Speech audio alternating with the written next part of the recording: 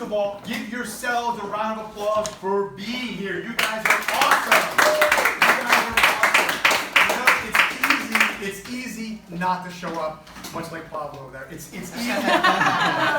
It's easy. It's so easy to not move forward on things that you want to do, not move forward on things that you know you should be doing, that you have every intention of doing, and just the fact that you're here. My goal for today is hopefully to say just a little something, just a little tiny something that inspires each and every one of you just to make a little tiny shift in your life. Because you know, if a cruise ship, makes a little tiny shift, what happens? The destination changes. The destination changes. So I want to start off with a story. I'm going to be walking back and forth around my clicker today. Today we're talking about living. Did they already have the title of this? No, they didn't. Oh, okay. Today is all about living, stepping into your best life. Who here wants to step into your best life? Yeah. Honestly, one person. Awesome! Yeah! Let me hear you guys. You have to have a little energy to step into your best life. Before we get into the presentation today, I want to tell you a story. And I may have told this story here before, and even if so, just play along and pretend that I haven't told this story before, but the story is important. This story is about a home builder, not on the French side. This is actually Mount Olympus in Greece. This is like where the gods were born, right? Mount Olympus. And this gentleman, his name's Dimitri. This is centuries ago, was known as the premier home builder in the entire country of Greece. You guys have like a premier home builder here on island that has a certain reputation of very high quality. Yeah. Okay, so Dimitri had this reputation, and he would build these houses fantastic, supreme. Everyone from everywhere would love, if they can afford, to have a home built by Dimitri. So Dimitri had worked for a while. He'd worked for many, many, many years for the boss. And Dimitri finally, after working all these years, went to the boss and said, "You know what, sir? I've given so many years to this company. I respect you and I love you, but this next house has to be my final house. I want to retire. I want to watch the grandkids grow up a little bit. I want to spend more time with my wife. I just don't want to be working on houses 12 hours a day. So this house that I'm beginning right now has to be the last one." What's the owner going to say? "Dimitri, I respect you. You've given me so much for all these years. Of course. If you have to retire, you'll be missed, but it's not a problem." So Dimitri finishes the final house. And he's all excited, and just like always, the owner pulls up, walks through the house for the final inspection, and he's amazed. It's almost like his best work ever. Then the owner turns to Dimitri and says, "Dimitri, I'm so sorry. I'm sorry. I need one more. One more house. A special house, one more. Can you do it?" What's Dimitri going to say? Yes. Yes. Yeah. This is the guy who's given him a career, who's helped him build fame for himself. He says, "Yes, sir. Of course, I got it."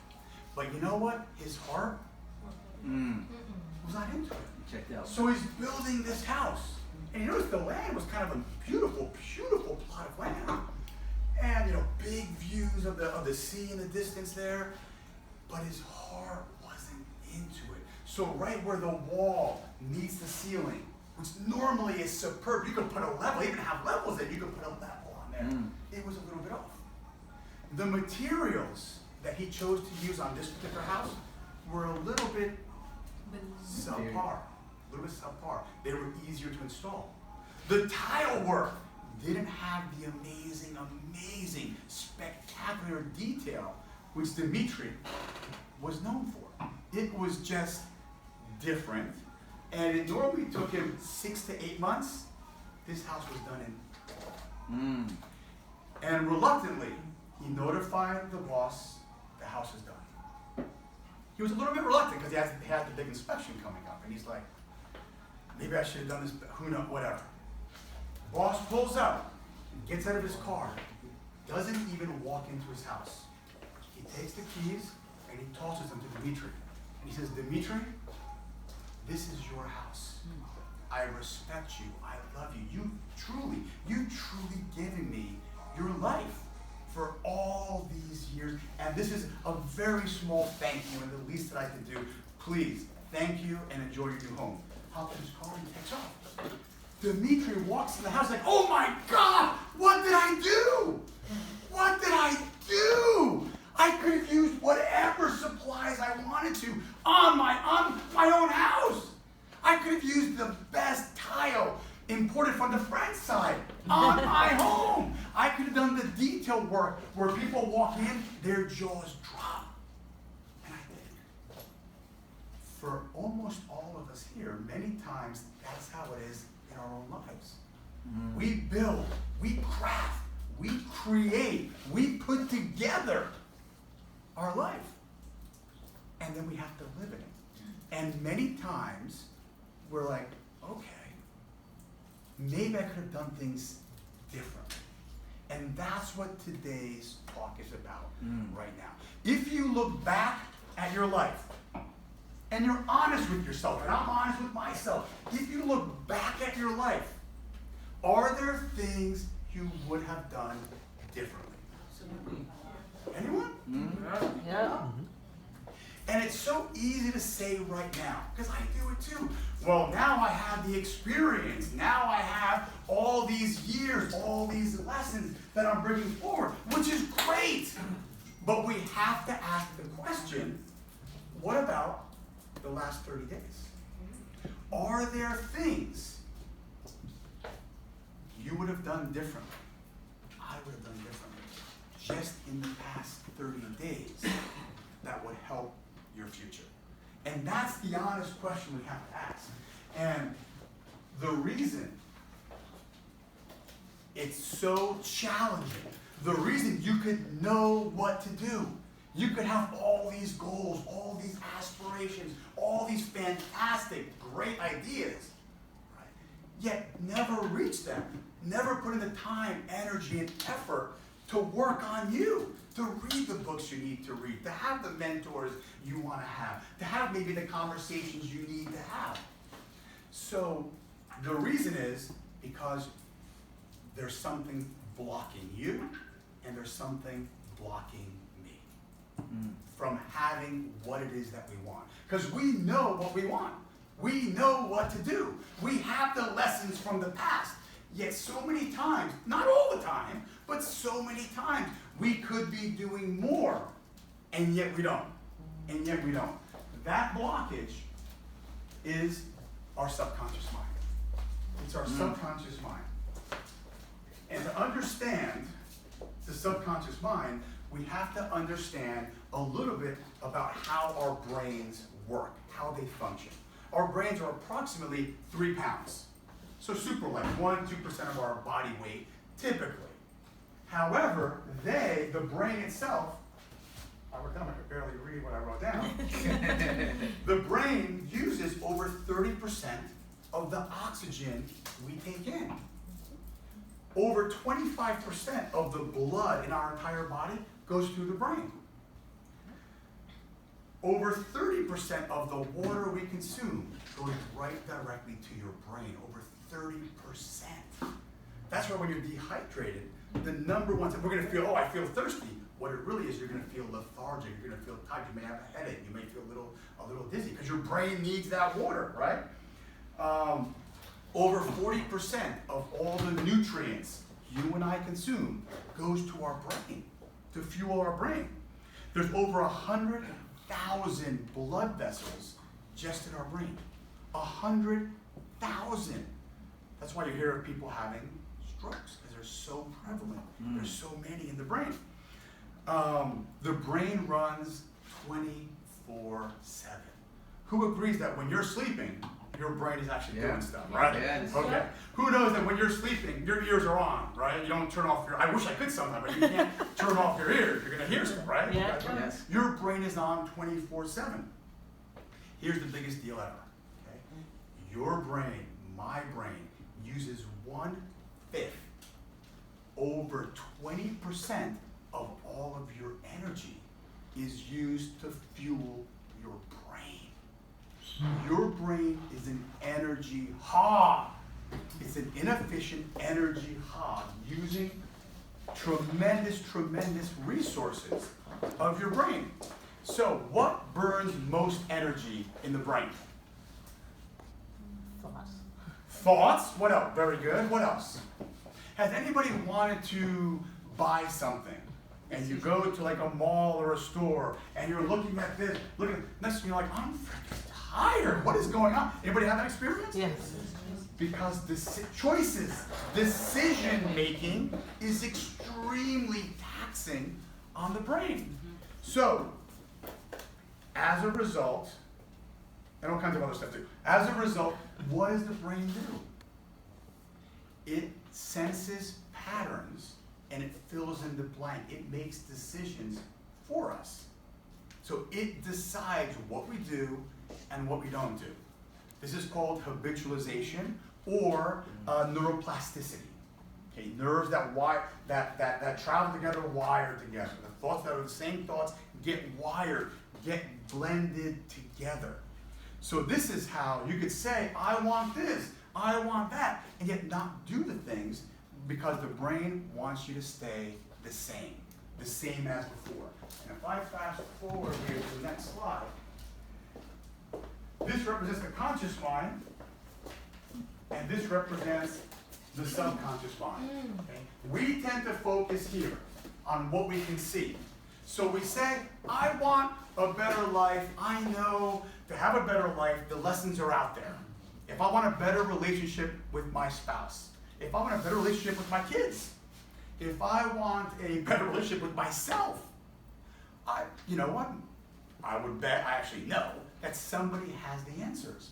Let me get 10 books and read specifically on how to raise kids, right? Or specifically on how to have a better relationship with my spouse. Or specifically on whatever is on your mind, okay? Yet we tend not to because we haven't in the past. So we set these goals. I want to lose 20 pounds. I want to start reading. I want to make influential friends and kind of learn from them. How do they think? Specifically, how do they think that's different from the way that I think? Okay. So the brain, the subconscious mind, is so powerful with one task: to keep things the same, to protect you and keep things the same, the way you are now, the way you think right now. So if you look at weird scenarios, 70 to 84%, these are statistics of lottery winners, lose all the money, on average, 70 to 84% within 2 years. There's a lot of multi-million, one guy was 180 million. How? How? Now, if you would have asked any of these people that were broke before the lottery, they would tell you, my problem is I ain't got no money. Yeah. That's my problem. I need money. That wasn't the problem. They got money. The money came and money left, right? 70 to 84%. USA Today posted 90, just to cut to the chase, 92 to 98% of New Year's resolutions never get reached. In fact, in the US, people stop setting New Year's resolutions just for this reason. They keep on giving up on themselves. This was interesting. Over 70% of individuals in the US who take out a home equity loan or another loan to pay off debt are more in debt 2 years later. So they blew through. Let's get a home equity. We have money in the house was worth 200, now it's 300, or whatever your number is, 750, now it's $1 million. Let's take that 200,000 out of the house.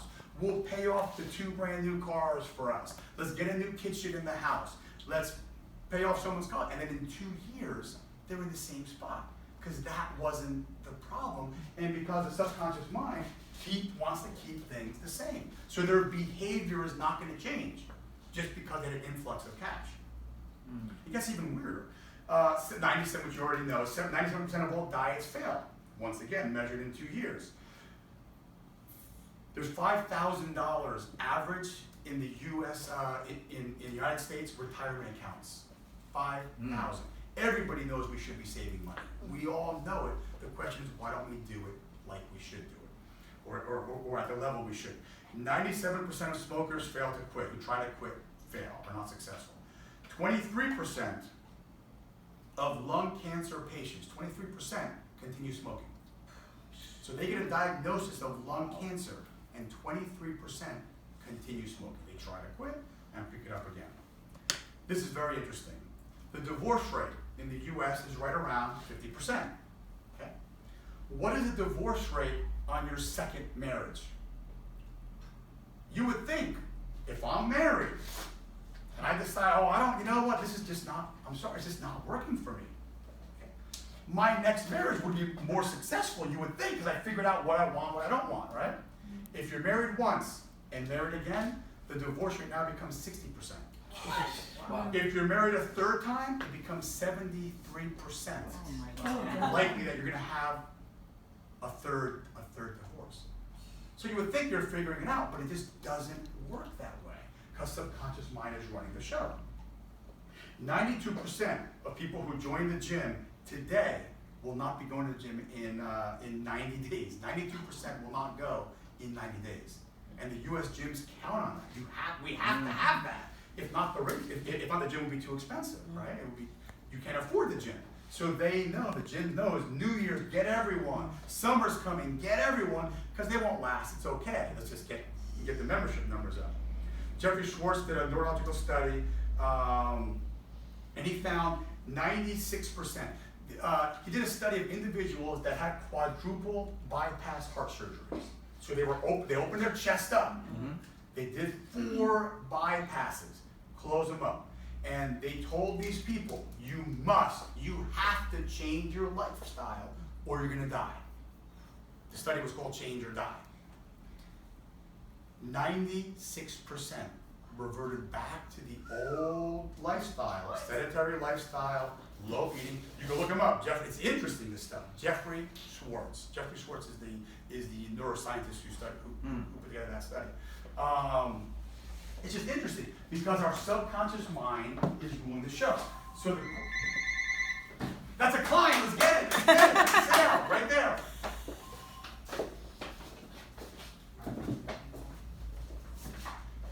So here's the good news. All is not lost. There is a way you and I can reprogram your subconscious mind to work for you, to work in line with your goals as opposed to working against you. And that's what we're getting into. There are 5 specific areas of the subconscious mind. No, he left. Walked out. Oh, I thought he was coming back in. There's 5 specific areas of our subconscious mind that you must master to have your subconscious mind work towards you and not against you. Today we're going to cover a couple of these, 2 of these areas. So number 1, ultra important and mandatory. Okay? You have to, you must, whether you feel like it or not, you have to get clear, crystal clear on what it is that you want. You have to. You have to. Most people in life don't get what they want because they don't know what they want. It's like walking into a restaurant. You walk into the restaurant, you sit down, the waiter comes by, oh hi, what do you want? And you say nothing. The waiter walks away, comes back half an hour later, oh, can I help you? What do you want? I don't know. Looking through the menu, you get another menu, you put your glasses on, you take your glasses off, you put a flashlight trying to see what's going on. You don't know. In order to get what you want in life, you must take it seriously and get crystal clear on what exactly it is that you want in your life. Okay? So, we're going to do this, yay, together. How do we do this, or how do I recommend doing this? First off, by taking an inventory. If you have a shop, you have to do, or a supermarket, you have to do some sort of an inventory. What do we have? What do we don't have? What's missing? Where are we standing? Okay? So we're going to do this all together right now. We're going to take a quick inventory. You have the sheet that I put together, and all I want you to do on a scale, and this is a private thing, this is not going to be shared. This is your own thing. You can, a room can get you the PDF to print these out and kind of have it, which I strongly recommend. If you look at the most successful people on planet Earth, they take their goal setting seriously. They don't just wing it.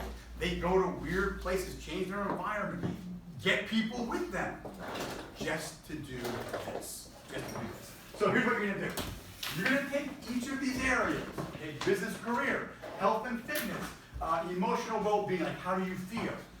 Recreation renewal, do you have time to turn it off? Do you give yourself the time to turn it off? Romance, your romantic life, friends and family, income and finances, which is different than the career. And you're going to rate your life from 1 to 10.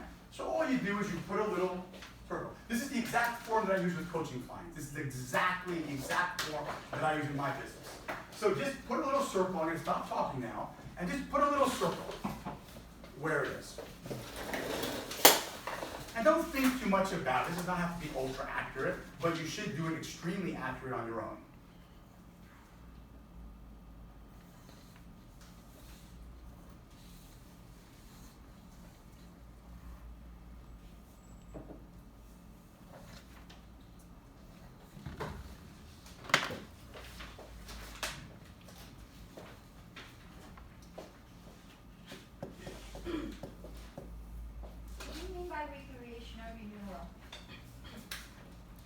Do you give yourself the downtime, the time to recharge your batteries? Do you allow yourself that gift? And that's in there because years ago, I was such a driving, right? Just ambitious. So it was all about client meetings, getting new business, meeting with the staff, training, reading books, learning, attending seminars. And I put the rest and renewal on the back burner. Now, some people are like, way over 10 on the rest, and maybe on island more than other places, which is the opposite problem. Okay, so look up when you're done. All right, so we're gonna move forward here. So looking at your circle, right away you want to see if this was a wheel, how would it roll down the street? It would be horrible, yes. For most people, it's horrible, okay? But for other people, it's okay. Now you're gonna pick, for today's purposes, you're gonna pick only one area. One area to set your target for your goal, right? You're gonna pick one area. And let me just say something, and this is extremely important.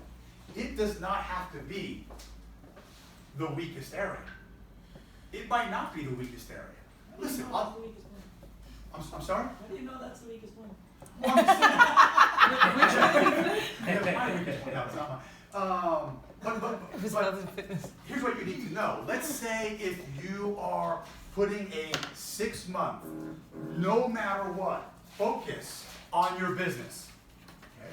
Other areas are going to suffer. Are you with me? Yeah. Mm-hmm. That's not a problem if it's a conscious decision. For you to say, hey, baby, sweetheart, I'm starting a new thing. I got a new gig. This is going to take me out of the house. I'm going to be gone a lot. Okay? I need your support here. You already know this is going to start creeping down a little bit. Okay, if you're away driving a business.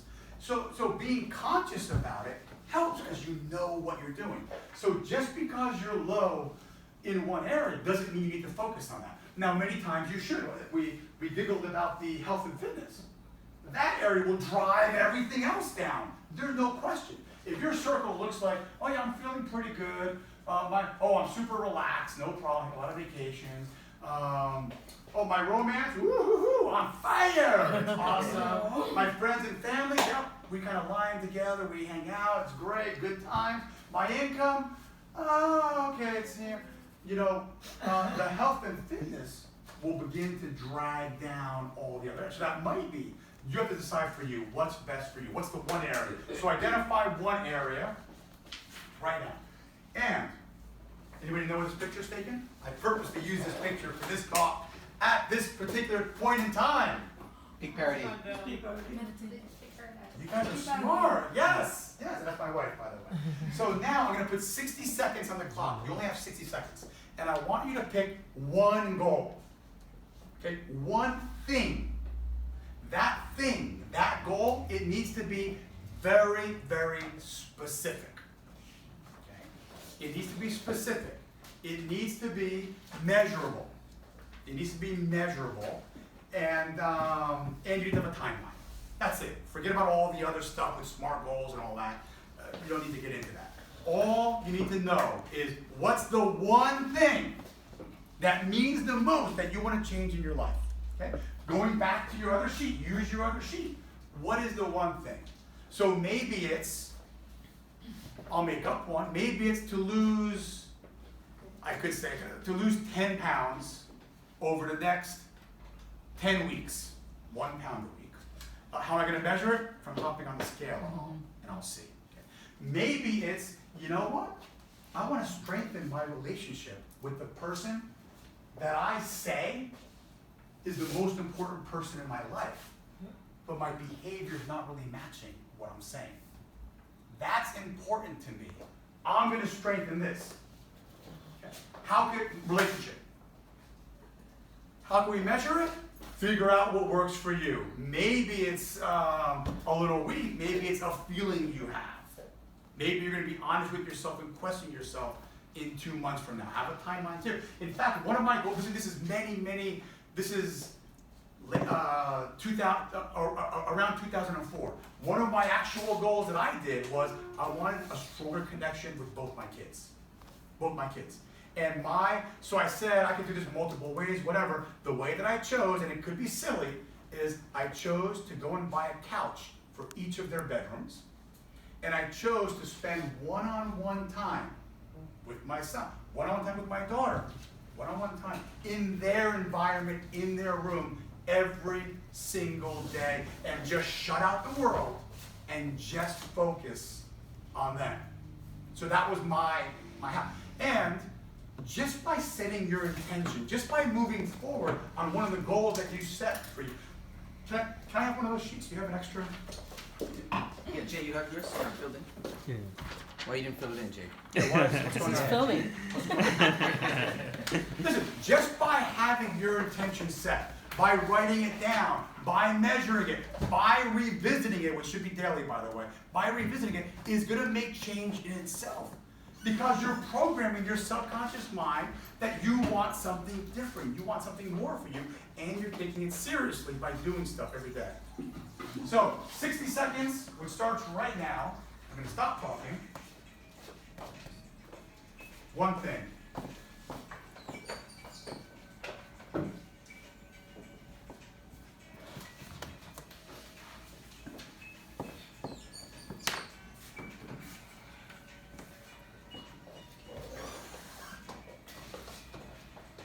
Right on the back of your sheet.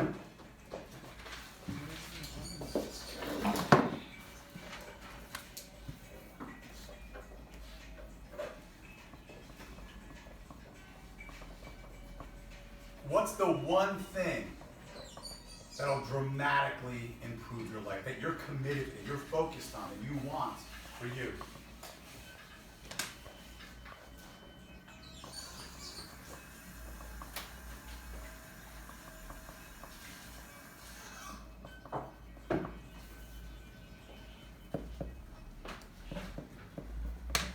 Okay, awesome. Moving forward. Moving forward. So now you have your target. You know what it is you want. You're clear, it's measurable. My computer's not working. You have it down. Let's see if the next slide works. Yes. Okay. Does that mean it's gonna happen? That's it. Yeah, we're done, baby. Drink up, let's get out of here, let's sell some houses. Is that how it is? Is that how it works? Nope. It's far from it. No! Why does it not work that way? Gotta put in the work. You have to put in another one.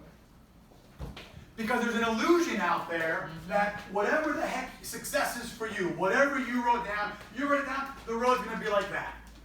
Better relationship with your spouse. Oh, you know what?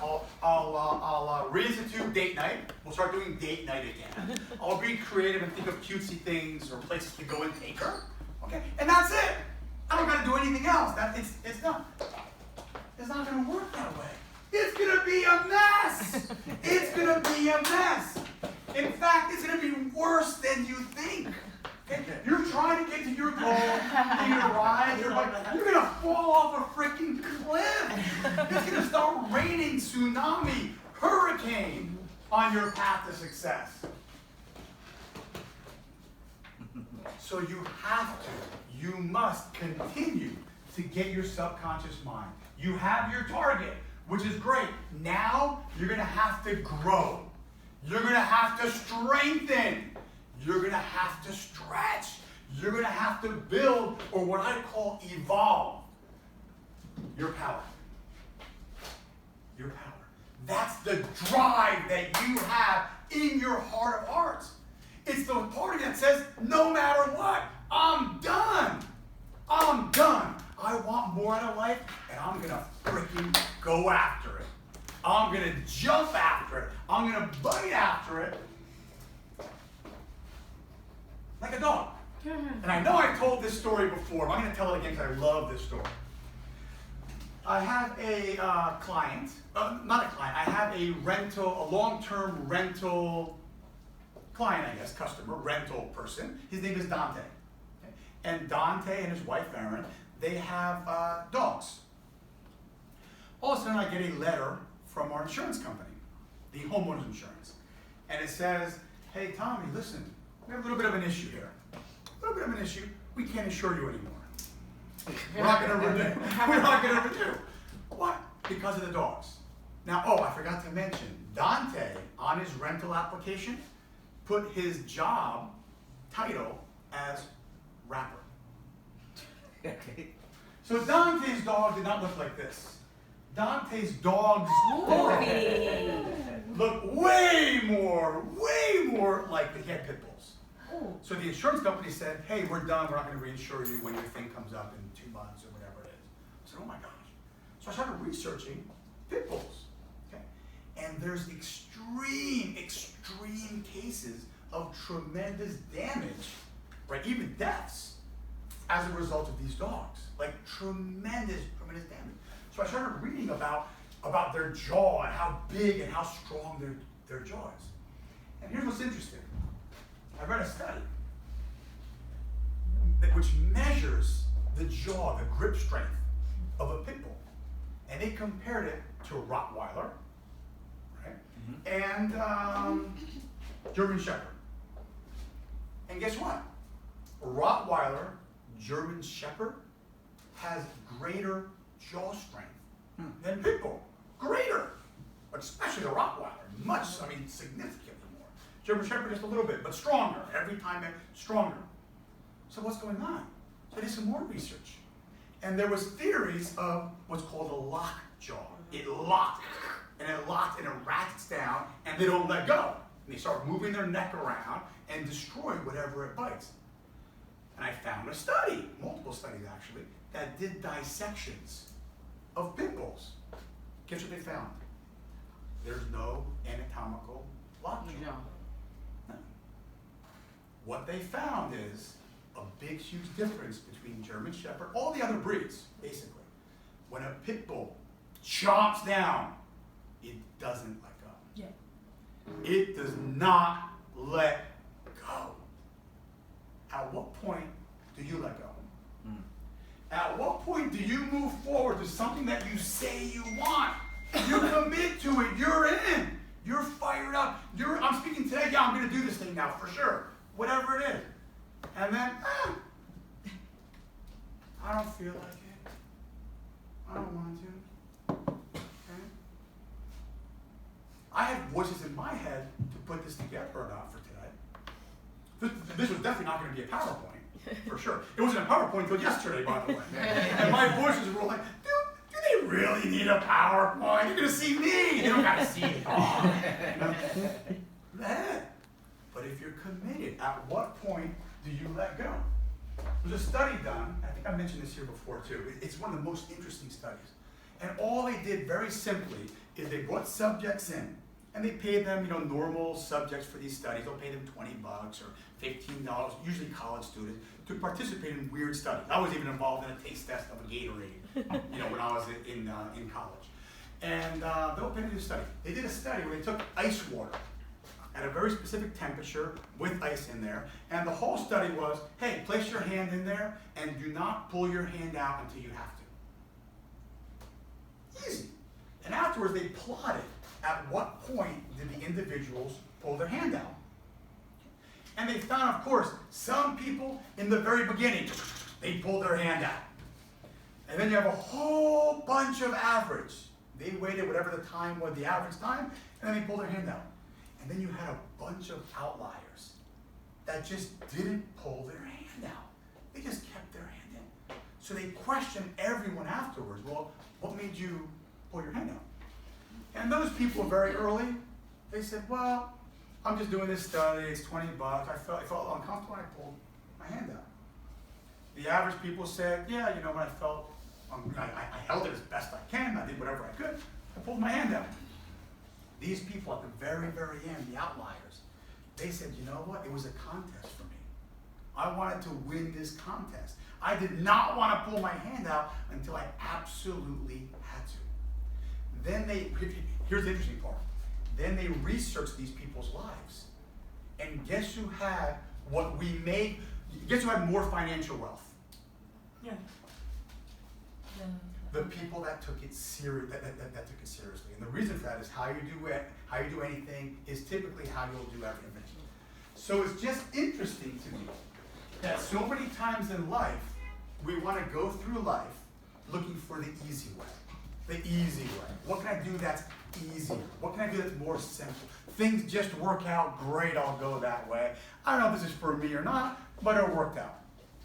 Who's here ever been out with friends and you're trying to decide which restaurant to go to? Maybe you're at, which place around here has a whole bunch of different restaurant options?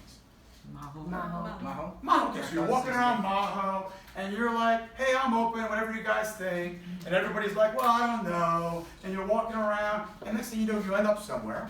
Okay, the meal's okay, it's edible. You're with your friend, that's fun. But it's not amazing. It's not amazing. And many times that's how our life is, because we're a little bit lackadaisical. We're kind of like, oh, it's okay, instead of going for what it is you want, what it is you wrote down on your sheet. They surveyed marathon runners, right? Marathon, I wrote down some notes on this. Well, I didn't write notes, okay. That's what I did. Marathon is 40 kilometers, right? 26, I think, 0.2 or something, mile, okay?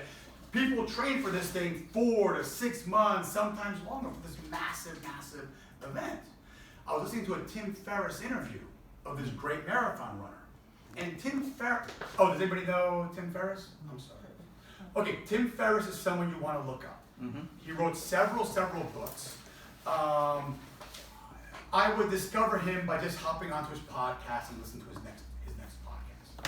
He's a great guy, very extremely intelligent and research-based, all about getting to his next level, all about performance. He does a lot of real estate stuff too. Oh, does that? I didn't know. Okay.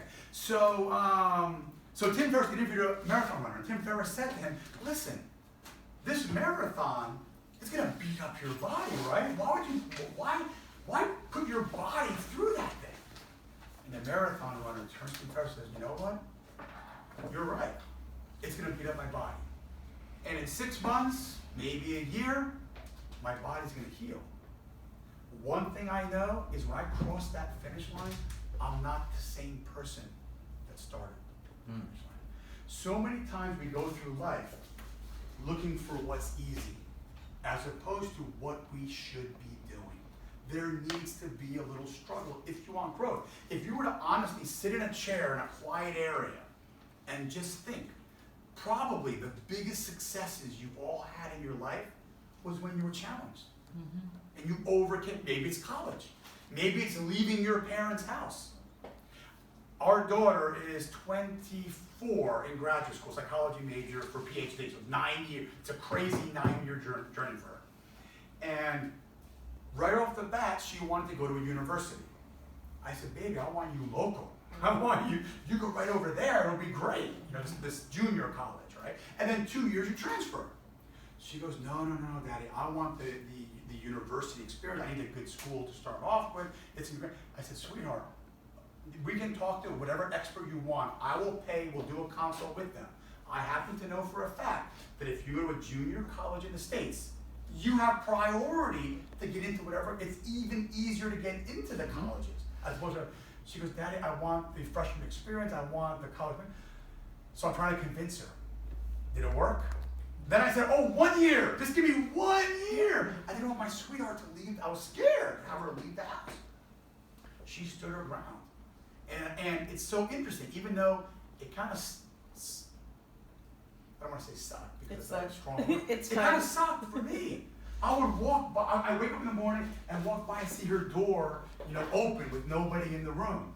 I come home from her and see her door open with no one. I'm just like, oh my God, this like stinks. This is horrible. I can't take her out. But you know what? I'm so proud of her for that, for standing up. And that was hard for her because she had this cushy life, and it was so easy for her to say, oh yeah, Dad, okay, let's do that. He's driving me crazy. Great, whatever. He's going to increase my allowance and do all this stuff. Great, I'll make it work. He's making it worth my while. I'm going to stay. She wanted none of it. She set her mind to it like the pit bull and just didn't let go. And right now, so she finished 4 years Sonoma State. Then she just got her master's from Chicago, of all places. Do you guys know the weather in Chicago? Yes. It's next level. Like, you guys might think California's cold. Chicago is really cold. Yeah. She sent me a video of her little car was stuck for 4 days until her friends helped her, shovel and get the car out. So in order for this to work, I'm going to move forward a little bit faster. What we have to do, and this is part of evolving your power, that which drives you, is I want you to begin to reframe the word sacrifice in your life. When I say reframe, if you take a painting or a picture, that's probably maybe not the best example, if you take that picture and you put it in a crazy, beautiful, ornate, solid wood, or maybe it's golden, anything, it's going to look one way. You put it in a sleek, modern frame, it's going to look a different way. You put it in this frame, it's going to show a different, almost like a new painting, just by changing the frame. I want you to change your frame around the word sacrifice. Here's why. When we typically think of the word sacrifice, we usually think of it as a negative. We're giving up something. This is hard. We're going to struggle. Something's not going to be fun. Something's not going to be desirable. Okay? I want you to, from now on, reframe that word sacrifice, that what it really means to you and to me is giving up something for something better. Giving up something for something better. Giving up dessert, I'm making this up, right? Dessert every night to have abs. Giving up, what? So I want you to think of it the way it truly is. You're not giving up stuff. You're gaining stuff. I want to do some more sacrifices here. I want some more sacrifices. So I want you to take a minute, get your sheet, put it back on the board. And on the back of your sheet, I want you to write down, what are you willing to sacrifice to have the badass thing that you wrote down come true? To have that come to fruition. Listen, if you say, I want to lose 20 pounds in 20 weeks, you're going to give up something. If you say, I'm going to spend my time now, put my energy, effort, and attention in growing a better relationship with my spouse, you're going to give up something. You'll gain a lot, but you're going to give up something. So take a minute and write down what's one thing you're willing to sacrifice to have that.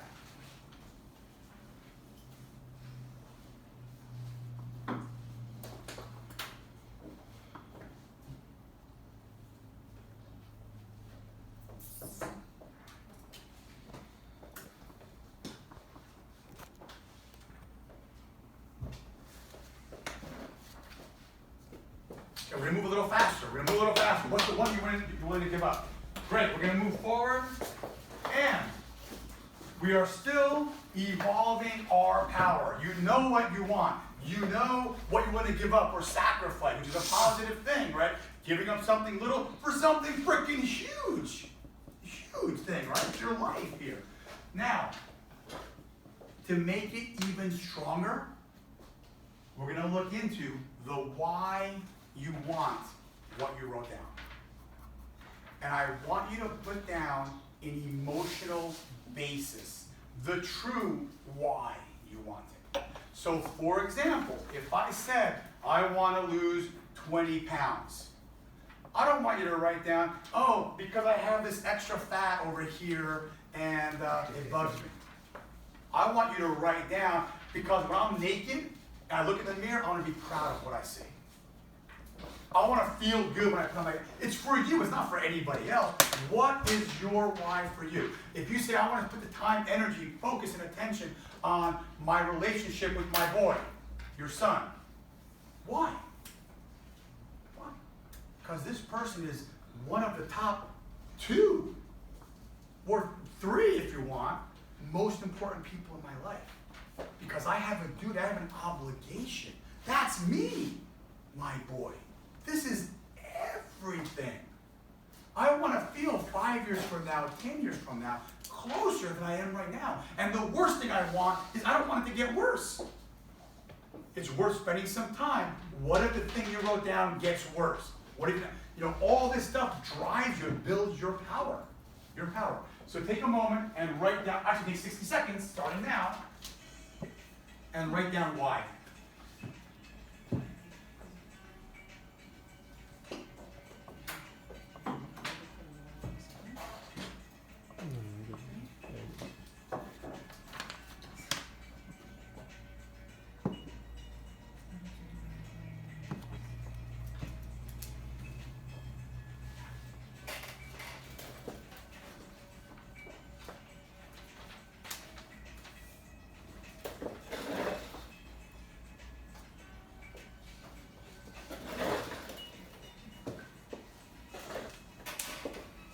What's the true, honest benefit? What's the true gain? What's the net gain?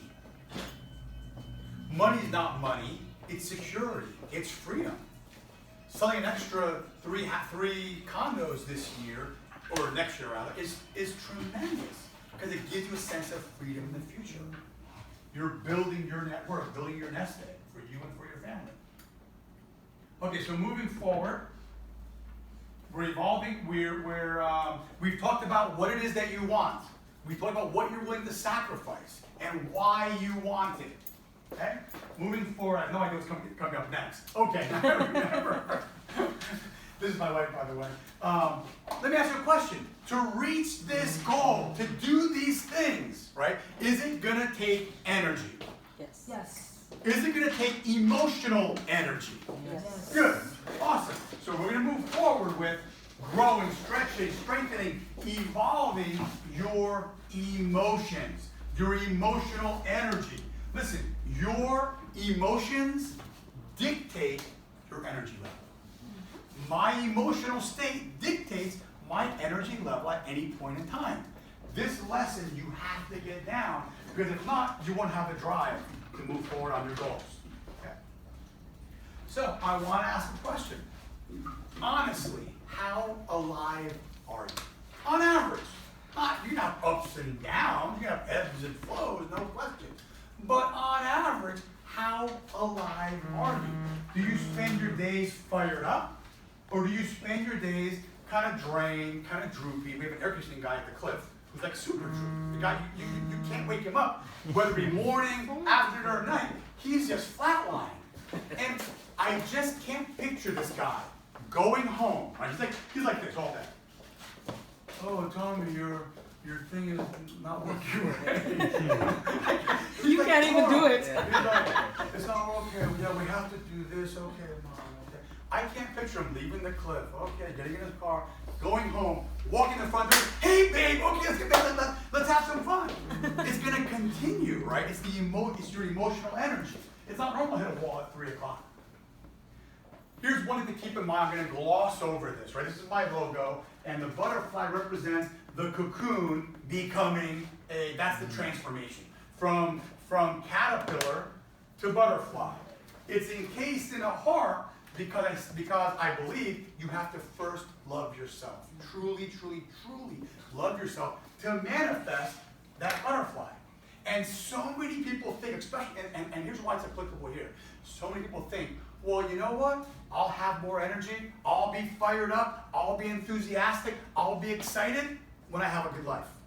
Exactly. No, you gotta Don't work. worry about it. It don't work. You have to be excited.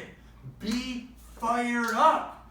Be emotionally uptoned.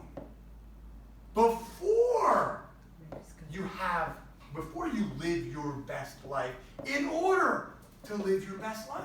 If not, it's not going to happen. Because you're going to need the energy to make this stuff happen. So you have to be energized first.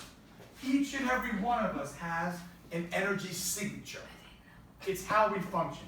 It's what I call your theme music. And I'm playing Eye of the Tiger, by the way, in the background. And I want you to think, what is the music that follows you around, right? When you walk into a room, is it like some drama? Is it like a horror film? Is it a comedy? Is it? Yeah, what?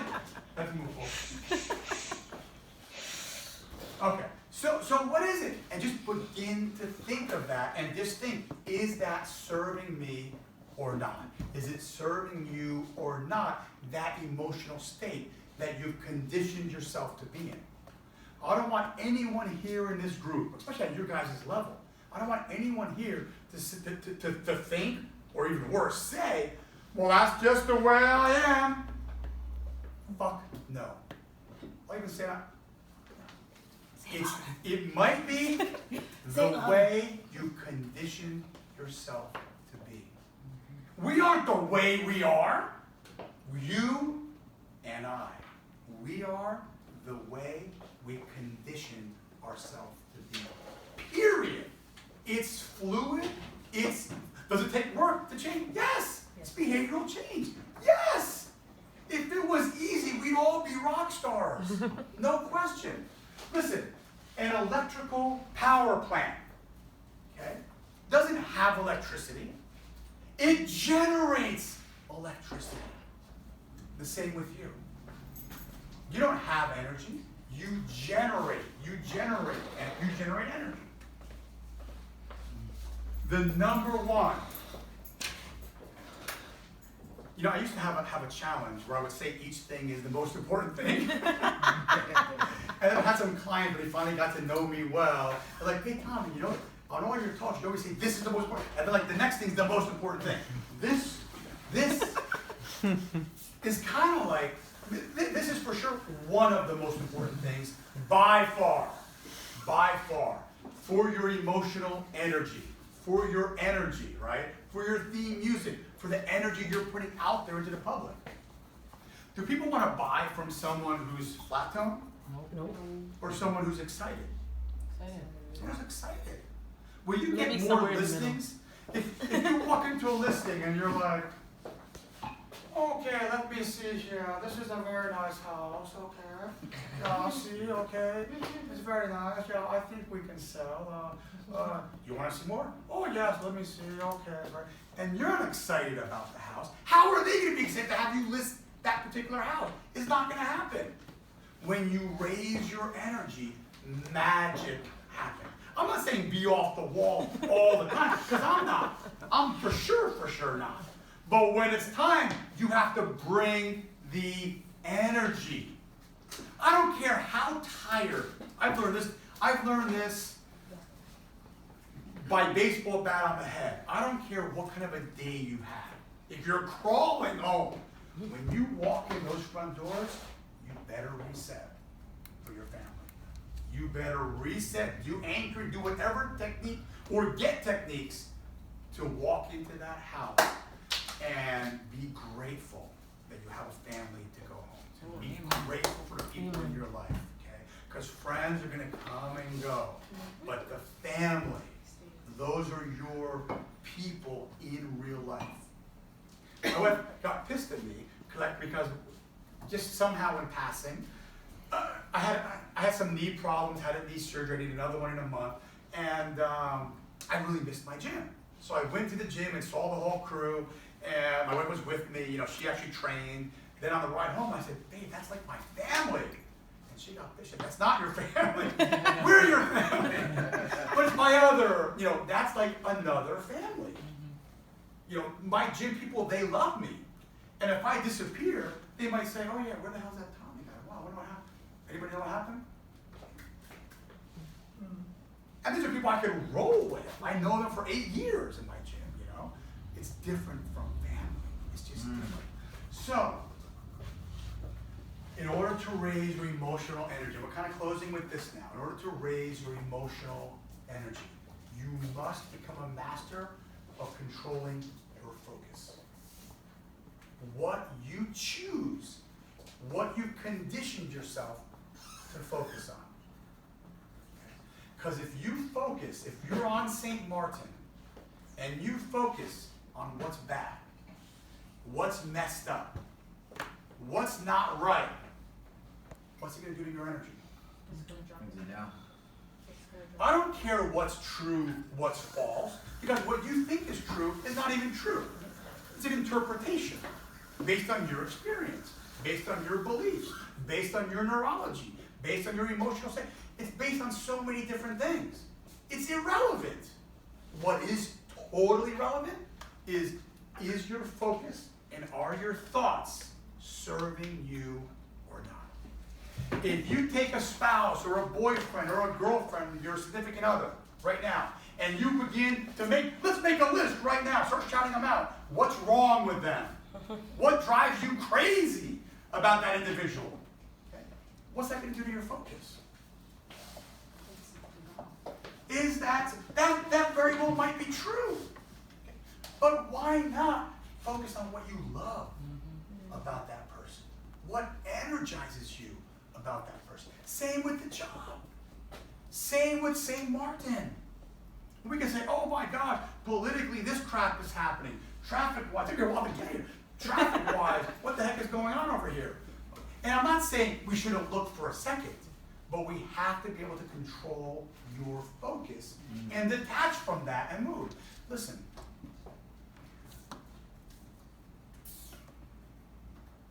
I wasn't going to say this. My mom is really sick. And I just found out, and she's had cancer for a couple of years now. We've been struggling with this thing. And it just went to her brain. And I just got the MRI and all the information. Went to the oncologist yesterday. And I had a decision. Do I come here today or not? You're going to have times in your life where it's so easy to just say, is it serving you? Well, my mom she's going for her first, she's radiation now in the brain. Her first treatment's today. I won't get the results till 3:30 conversation with them. Is anything going to change if I wallow and keep my focus on reading about brain carcinoma and metastatic, reading all this stuff? Is it going to change? No, it's not going to change. It's horrific. It bothers me. I was not going to mention this at all. But I control my focus. You have to become a master at being able to detach. Not that that's not the most important thing right now. I mean, I have to fly to Greece now. It's not that that's not the most important thing, one of the most important things. Just, will it serve me to say, well, screw Arun's group, they'll be fine, whatever. I committed to this thing. I made a promise. I told him that I'm doing this thing. And my brain, my subconscious mind, had a quick out. Let me just, I have this, that's a great, there's not even a better one. There's no better excuse than that, You have to control your focus even when you don't feel like it.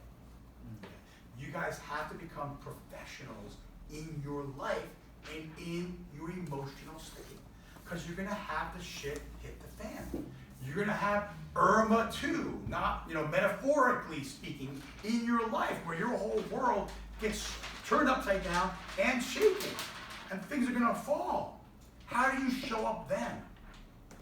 Who's around you then? Who's the network that you built around you then? When things go wrong, as they will. So your focus and looking for what is right and getting towards gratitude and being grateful. Grateful for being here in this room. I know a lot of people looking for work right now. To have the opportunity that a room gives you guys here. And the opportunity which you guys created for yourself is tremendous. It's a big deal. Having your friends, but most importantly, you have to keep your focus on your future, on what you wrote down on this sheet. You have to keep your focus on that, and you have to maintain your emotional state during those times by looking for what is good, looking for what serves you, what makes you feel good. And if something comes up that you don't like, for example, I turned on the shower today, and there's no hot water. And I'm like, what are the chances of that? And it was a little bit chilly.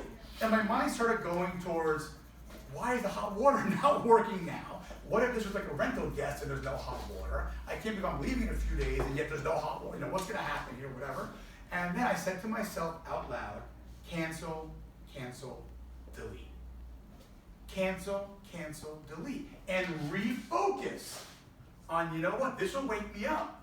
This will make my skin tight. It'll get me going. It'll get my heart going. And I already know rationally it's an impossibility not to have hot water tomorrow. It's not going to happen. You know it. And if it's not tomorrow, it'll be the next day. It's like an impossibility. These are such small problems, yet it's easy to put our focus on the wrong things. So I want you to maintain your focus on that which serves you. If you catch yourself thinking about the wrong things, oh, my husband did this and this, oh, and now she's doing this and this and this, cancel, cancel, delete. And figure out what, write down, get a piece of paper out, and write down what are you grateful for about that person, about that situation. Listen, I'm grateful that I have a place in the cliff. If that's my biggest headache now, I have some ACs dripping, the sheetrock's starting to get damaged now, new sheetrock, I'm happy that I have the freaking place. So yes, I have some problems. Would I rather not have anything and have no problems? I'll take the problems. So it's all about perspective and focus on what you focus on. So we covered a little bit about evolving into your power, about evolving your emotions. And I want you to keep in mind that, that for success, it's so easy for people to look here and say, this girl, this guy, they're a super stud. Oh my God, they got it all figured out. They're doing awesome. Wow, must be great to have that life. Okay? But under the surface is what nobody sees. It's what you do in private that people will clap for you in public. It's what you do in private that matters. Because all the hard work, the dedication, the discipline, all this stuff, the failures are on there. The failures are necessary to get to the success.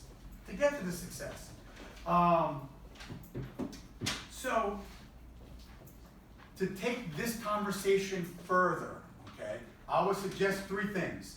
Number 1, you find a system.